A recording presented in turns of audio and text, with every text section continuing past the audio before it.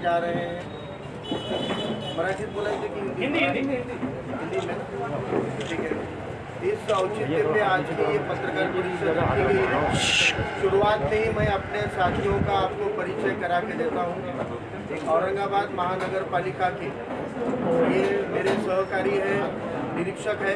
वंचित बहुजन आघाड़ी ने 3 निरीक्षक दिए हैं, जिनमें मैं एक हूँ। संतोष सूर्यवंशी जी है, सोनटके जी है, और महाराष्ट्र के जो राज्य प्रवक्ता हैं गोविंद दड़वी जी और सिद्धार्थ मोकड़े जी, दोनों भी जिलाध्यक्ष यहाँ पर मौजूद हैं। प्रभाकर बकले जी भी हैं और योगेश बन जी भी हैं, और हमारे पार्टी के शहर के उपाध्यक्ष कृष्णा बनकर जी हैं, और जो हाल ही में एक बहुत बड़ी ताकत के तौर पे वंचित बहुजन आघाड़ी में शामिल हुए हैं, टीआरएसपी के पूर्व प्रदेश महासचिव वाकेकर जी भी हैं, और अन्य पदाधिकारी हैं, समत भाई हैं, जिला कमेटी के मेंबर हैं, और शहराध्यक्ष अपेक्षित है अभी पहुँचेंगे। इन सब की उपस्थिति में जिस तरीके से महानगर पालिका की चुनौती को वंचित घटकों ने जिस अंदाज में लिया हुआ है, और हम देख रहे हैं कि वंचित बहुजन आघाड़ी का जब से गठन हुआ है तब से पूरे महाराष्ट्र समेत खासतौर से औरंगाबाद में भी पूरे वंचित समाज एकजुट हो रहे हैं, और वंचित समाजों का और वंचित बहुजन आघाड़ी का आने वाली महानगर पालिका ये सबसे बड़ा एक बहुत बड़ा लक्ष्य है, और हम बहुत ही महत्वाकांक्षा के साथ इस चुनाव का सामना कर रहे हैं। जब सब समुदाय के घटक इकट्ठे एकजुट आते हैं तो तब जिन लोगों को भी समाज की भावना है, समाज का हित करना है, शहर का विकास करना है, उन लोगों को भी लगता है कि हम ऐसी बड़ी ताकत के साथ में जुड़ कर रहे हैं जो इस शहर के रंग रूप के अंदर एक बेहतरीन बदलाव ला सकती है। इसी का ये नतीजा है कि पूर्व माजी विरोधी पक्ष नेता रहे 3 बार, जिनको और जिनके सौभाग्यवती को, उनके पत्नी को नगर सेविका होने का बहुमान औरंगाबाद की जनता ने दिया है, और जो बहुजन क्रांति दल इस युवाओं का एक बड़ा संगठन माना जाता है, बहुजन युवाओं के इस संगठन के संस्थापक अध्यक्ष माननीय मिलिंद दाभाडे जी ने वंचित बहुजन आघाड़ी में शामिल होते हुए आदरणीय बाला साहेब अम्बेडकर साहब के हाथों को, कंधों को मजबूत करने का निर्णय लिया हुआ है। इन्होंने अपनी इच्छा व्यक्त की, माननीय बाला साहब के साथ इनकी मुलाकात हुई, संवाद हुआ, और मिलिंद दाभाडे जी ने कहा है कि मुझे आपके साथ में रहते हुए औरंगाबाद के शहर में महानगर को एक इसकी काया पालट करने के उद्देश्य में आपकी इस लड़ाई में मैं एक सैनिक के तौर पे साथ आना चाहता हूं, और माननीय बाला साहब के आदेश पर आज आप तमाम लोगों के माध्यम से औरंगाबाद जनता के सामने, क्योंकि आप एक माध्यम हो औरंगाबाद की जनता का, आज माननीय मिलिंद दाभाडे जी का वंचित बहुजन आघाड़ी के अंदर प्रवेश होने जा रहा है। इस उपलक्ष्य में हम मिलिंद दाभाडे जी को शुभकामनाएं देते हैं। जो भी लक्ष्य लेकर वो वंचित बहुजन आघाड़ी में आ रहे हैं, वंचितों की लड़ाई में शामिल हो रहे हैं, तो डेफिनेटली उनको इस लक्ष्य के अंदर पूरी पार्टी इनके साथ खड़ी रहेगी, और उस लक्ष्य में उनको सफलता मिले, ये भी शुभकामनाएं हम उनके प्रति करते हैं। साथ में कितने लोग आ रहे हैं?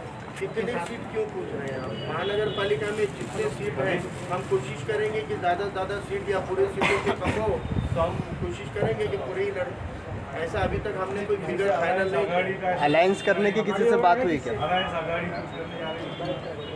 अलायंस आघाड़ी को लेकर जो प्रस्ताव कुछ आए हुए हैं उनका विचाराधीन है। छोटे बड़े संगठनें साथ आना चाह रही है, उनके प्रस्ताव पे विचार कर रहा है, लेकिन अब तक बहुजन क्रांति दल के साथ हमारी आघाड़ी नहीं हो रही है। बहुजन क्रांति दल के संस्थापक अध्यक्ष और इनके तमाम हजारों कार्यकर्ता वंचित बहुजन आघाड़ी में शामिल हो रहे हैं, इसलिए वो संगठन का विलीनीकरण हो रहा है, यहाँ पे मर्ज हो रही है। तो इस प्रकार से भी जो संगठन के प्रस्ताव है, संगठन के बजाय पार्टी को ज़्यादा महत्व रहता है। अभी हमको लगता है कि जो प्रस्तावित पार्टियां हैं, समाज घटकों का उनके ऊपर का विश्वास टूट गया है, और जो पक्ष के पीछे लोग रहेंगे उनके साथ आघाड़ी करने में कुछ मज़ा होता है। लेकिन सभी पार्टियों को हमने देखा है कि लोगों के मूलभूत विकास के मूलभूत ज़रूरतों के मुद्दों पर बात नहीं करते हुए भावनिक और अस्मिता के मुद्दों के ऊपर राजनीति चल रही है पिछले 30 सालों से, और लोगों को ये जो बदलाव लाना है या परिवर्तन लाना है, तो इस परिवर्तन के योग्य अगर कोई संगठन या पक्ष हमारे सामने आएगा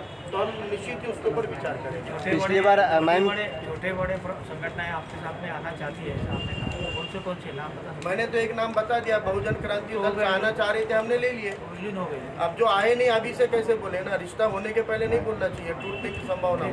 रिश्ता होने के बाद बोलो। हाँ, ये रिश्ता हो गया, बोल दिया हमने यहाँ। सर एमआईएम के साथ फिर से कुछ विचार रहेगा या फिर मतलब कैसे? देखिए मुझे लास्ट बात टाइम लगती काफी है कि मतलब अभी तक दर्जनों मर्तबा यह सवाल पूछा जा चुका है और दर्जनों मर्तबा आदरणीय बाला साहब अम्बेडकर साहब ने बड़े ही अच्छे शब्दों में इसका जवाब भी दिया हुआ है। अब क्या होता है कि आप सवाल पूछते हो, हम जवाब देते हैं, आपका सवाल पब्लिक में नहीं जाता है, हमारा जवाब जाता है। लोगों को बोलते हैं, लोग समझते हैं कि एक ही पार्टी पे इतनी बार क्यों बोल रहे हैं भाई, एक बार बोल दिया ना। तो मुझे लगता है कि लोगों को भी अब अपेक्षित नहीं है, इस प्रश्न का उत्तर बोल दिया गया है कि हमारा कोई विचार नहीं है। अभी हम एमआईएम के साथ तो युति नहीं कर रहे हैं। वंचित घटकों में मुस्लिम भी वंचित घटक है, पसमानदा तबका है, मजलूम तबका है, हम मुस्लिम समाज के साथ युति कर रहे हैं और हम उसमें कामयाब भी हो रहे हैं बड़े तादाद में। कांग्रेस राष्ट्रवादी चर्चा होगी। अगर उन्होंने लोगों का कल्याण और विकास किया होता तो शायद हमको वंचित बहुजन आघाड़ी बनानी भी नहीं पड़ती। तब ऐसा आरोप होता है कि आप मतलब जो विचार के पक्ष है उनके वोट आपको इससे कटते हैं ज़्यादातर और उसका सीधा फायदा दूसरे को होता है। देखिए मुझे बताइए, पुरोगामी तो तय के ऊपर से आप निकष लगाता है, पुरोगामी की व्याख्या क्या है ये एक बार हमको तपासनी पड़ेगी। पुरोगामी की व्याख्या क्या है, डेफिनेशन क्या है, इसके ऊपर आपको भी गौर करना पड़ेगा। पुरोगामी तो कौन सा पुरोगामी तो दिख रहा है आपको, कौन सी कांग्रेस पुरोगामी दिख रही है आपको, कौन सी है राकपा आपको पुरोगामी दिख रही है? ऊपर जो आरोप हो जाता है डायरेक्टली कि बीजेपी को सपोर्ट कर रहे हैं। अभी मुझे बताओ, ग्राम पंचायत के रिजल्ट आपने देखे होंगे तो आपको पता चला होगा कि ग्राम पंचायत के चुनाव के अंदर 4000 के करीब सीटें, 3790 के 80 के करीबन सीटें ग्रामीण भाग के अंदर वंचित बहुजन आघाड़ी को अगर इतना बड़ा सफलता मिली है तो हमारा क्या वजन है, आप इसका थोड़ा सा मूल्यमापन करके ही आप विचार कीजिए। सर औरंगाबाद शहर का कांग्रेस को आप पुरोगामी बोल रहे हैं, जो शिवसेना आज भी यहाँ पर धर्मांतता का और पोलराइजेशन का माहौल बना रही है, वो शिवसेना को कांग्रेस ने ही अभी जिंदा रखा है ना। कांग्रेस और राष्ट्रवादी के वेंटिलेटर पे शिवसेना बची हुई है, तो उसको पुरोगामी आप मानते हो क्या? सर जी, जैसा अभी इलेक्शन आ रहा है तो जैसा कि इशू है औरंगाबाद और संभाजी नगर, तो आप क्या कहना चाहेंगे? जैसा कि अभी मुद्दा है चल रहा है हाल ही में संभाजी नगर का। हमारे पार्टी के सर्वे सर्वा अली जनाब प्रकाश बाला साहब अम्बेडकर साहब ने खुले शब्दों में कहा है, संभाजी नगर यह नाम की औरंगाबाद के लिए लेकर जो प्रोपेगेंडा चलाया जा रहा है, संभाजी महाराज का, छत्रपति संभाजी महाराज का औरंगाबाद से कोई ताल्लुक नहीं है। उनकी जो समाधि है वो पूना में है। अगर संभाजी महाराज के नाम से कोई शहर को नाम देना है तो औरंगाबाद को दिया जाना चाहिए। यह मसला चुनाव का मुद्दा नहीं बनना चाहिए, न होना चाहिए। ये यहाँ की आवाम को भी हम कह रहे हैं कि जो आपको औरंगाबाद के नज़दीक इतना बड़ा डैम रहते हुए आपके पास पीने के पानी का प्रश्न सवाल आज तक नहीं उठा है। 70 साल से आज़ादी मिली है लेकिन पानी के प्रश्न से आज़ादी नहीं मिली है, तो फिर उनको आप फिर से सत्ता में लाने के लिए भावनिक मुद्दों के ऊपर लोगों ने नहीं जाना चाहिए और लोग जाना भी नहीं चाहते। अरे साहेब, साहेबांना प्रवेश देताना काही आश्वासन दिलं आहे का? नाही, आश्वासन काही नाही आहे। ज्यांना जी योग्यता राहील त्या हिशोबाने त्यांचा सन्मान राखला जाए। दाभाडे साहब आने से पार्टी का कितना फायदा होगा? कितना बहुत बड़ा फायदा होगा, बहुत बड़ा फायदा होगा। मुझे सबसे बड़ी बात तो ये लगती है कि बहुजन नेताओं के अंदर की एकजुटता, ये सबसे बड़ा संदेश है कि अब प्रस्थापित और तथाकथित पुरोगामियों की मनमानी नहीं चलेगी। हम एकजुट हो रहे हैं, हम सभी घटकों के लोग एकजुट हो रहे हैं। हम जितने भी वंचित रहे हैं सत्ता से और अवसर से, वो घटक एकजुट हो रहे हैं। इसका ये प्रमाण है, एक बड़ी ताकत हमारे साथ में जुड़ी है। आपने कहा कि मुस्लिम समाज के साथ में हमारी युति होगी जी, औरंगाबाद के सारे मुस्लिम वार्डों में आप कैंडिडेट खड़ा करें? डेफिनेटली करने वाले हैं, इसका कोई सवाल ही नहीं है। बिल्कुल करें। अभी जो हमने कहा है आपको कि हम तो पूरे 115 वार्ड में उम्मीदवार खड़ा करना चाह रहे हैं। आंदोलन हुआ उससे कुछ फायदा हो रहा है? देखिए, आंदोलन फायदे नुकसान के लिए नहीं होता है।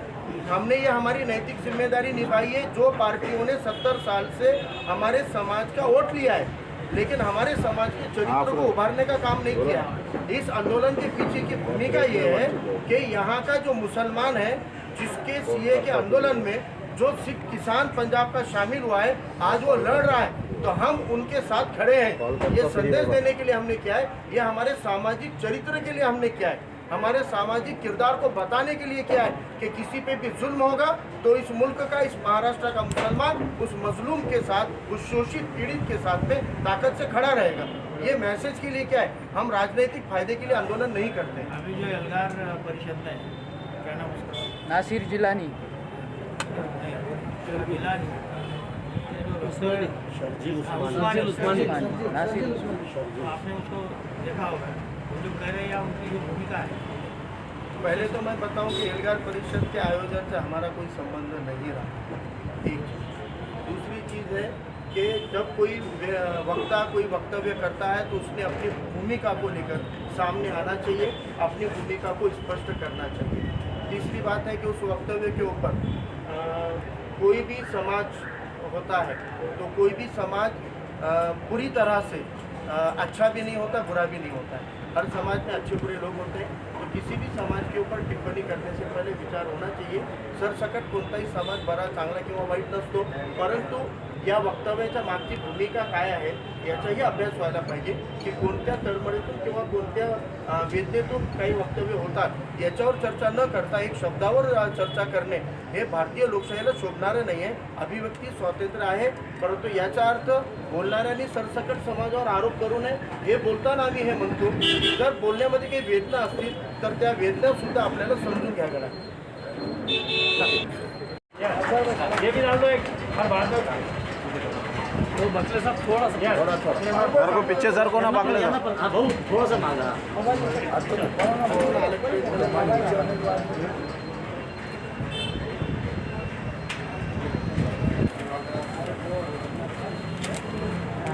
क्या है गैस सिलेंडर ही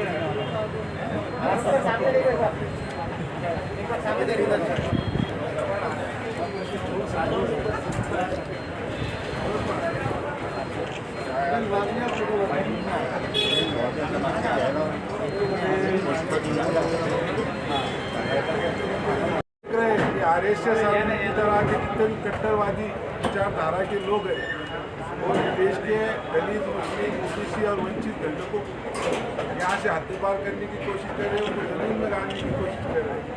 और ऐसे कट्टर जो विचारधारा है उनके साथ सीधा लड़ने का काम अगर कोई नेता कर रहा है हमारे देश में और खासतौर पर महाराष्ट्र में तो बाबा साहब अम्बेडकर कर रहे हैं। इसी विचारधाराओं को हम स्वीकार के और हम वंचित में उनके साथ एक सिपाही बनकर उनकी लड़ाई में हिस्सा देना चाहते हैं। इसी वजह से मैं वंचित में काम करता हूँ। आपके साथ कितने लोगों ने प्रवेश किया? मेरे साथ हमारे जितने भी संगठन के कार्यकर्ता थे, हमारे तकरीबन 2-5 हज़ार कार्यकर्ता इस शहर में, सभी ने वंचित आघाड़ी में शामिल होने का निर्णय हमने किया है विश्वास में। किसी ने अगर ठहराया मैंने लड़ना चाहिए तो लड़ूँ। नहीं, आपके ऊपर ये जिम्मेवारी होगी ना कि यहाँ ज़्यादा से ज़्यादा सीटें। उसके लिए मैं पार्टी ने जो भी जवाबदारी दी मुझे लड़ने को कहा, मैं लड़ूंगा। अगर मुझे बोला सिर्फ उम्मीदवारों का काम करो, प्रचार करो, तो मैं वो पार्टी ने जो आदेश दिया मैं उसका पालन आपको चुना के ला के देना है। कोशिश करेंगे 50 की 100 पे कोशिश करेंगे। फारूक अहमद